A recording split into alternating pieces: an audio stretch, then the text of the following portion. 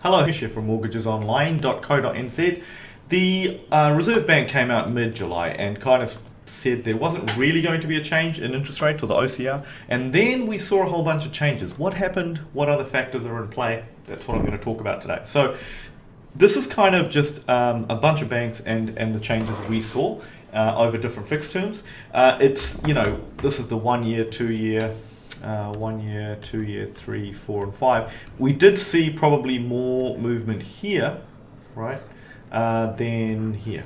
Okay, so that's kind of interesting. Now, there are other factors, obviously, apart from the Reserve Bank, that have some play in terms of what the actual banks charge in terms of fixed interest rates, right? So one of them is really, well, the key thing really is just the global really price of money, okay? So money costs, obviously, to borrow, right? Depositors want some money if they're gonna lend it to you. So the price of money. The second thing is expectation of what the future price of money will be. Okay, so that's another thing that plays into the market. So the OCR basically was unchanged, yes. The Reserve Bank did say that, hey, look, we're going to put an end for the moment to the LSAP, the Large Scale Asset Purchase Program, right? Where the central bank is basically creating money, printing money, and basically purchasing bonds and whatnot from the retail banks or in the markets to basically drive down, to basically have more money in the system. So they're saying, hey, look, that's a pause on that, we're going to stop that. And in fact, we had earmarked a lot more money than we actually ended up putting out there, which is actually a good sign. It means that the worst case scenario didn't play out, right? At the same time, it has some impact. To be fair though, it wasn't really being taken up a lot, like the banks, the retail banks, and they weren't actually going cap in hand and actually using this facility much leading up to when the Reserve Bank said, hey, we're going to put a halt. So you would have thought that maybe that wouldn't have played so much into it. The actual language used by the Reserve Bank, everybody watches that as a tone and where are they going to head to next. Now that wasn't...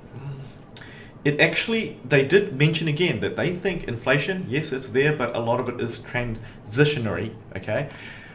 With this whole actual COVID and things happening globally,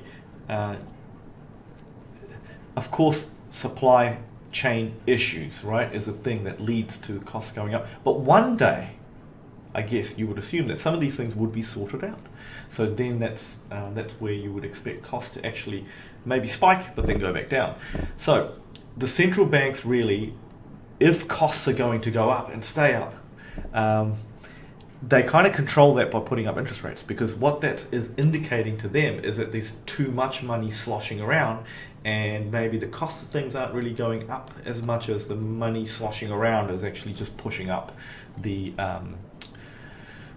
prices, right? So now, the thing to watch is the actual central banks across the world. I mean, as well, previously we used to watch the economy and things a lot, which people still do, but this big game in town these days are the central banks, and because they've got all the money, or they've got the willingness to spend money. So the Federal Reserve in the US, the European Bank, these markets all have an impact on what happens here, because we can't just hold our rates we don't live in a vacuum, right? We're part of a greater economy, and what tends to happen is that the other factor that our central bank, the Reserve Bank, thinks about also is the actual exchange rate, right? So we've got exporters to worry about and things like that. So if we have interest rates that are out of kilter, maybe a little bit higher than where people think it should be,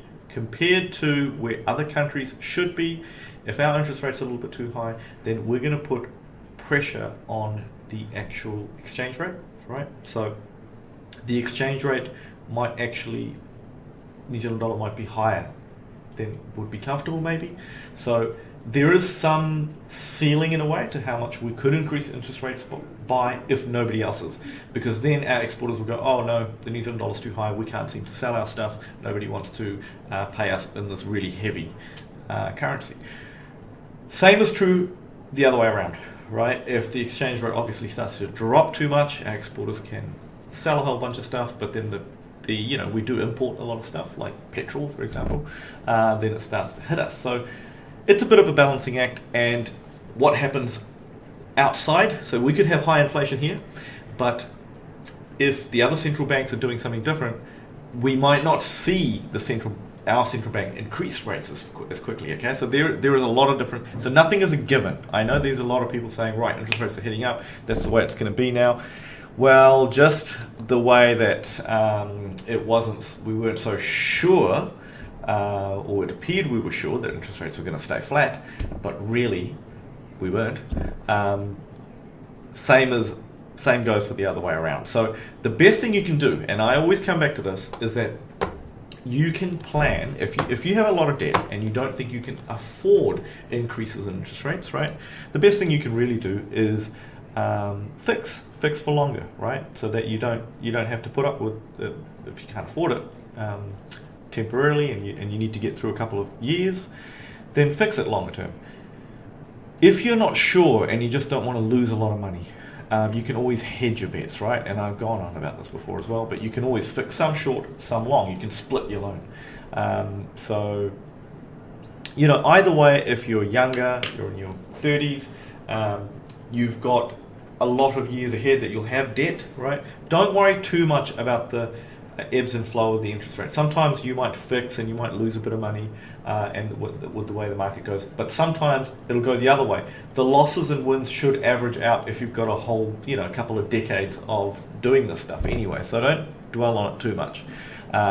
Just kind of look, at the end of the day, this is very generic advice.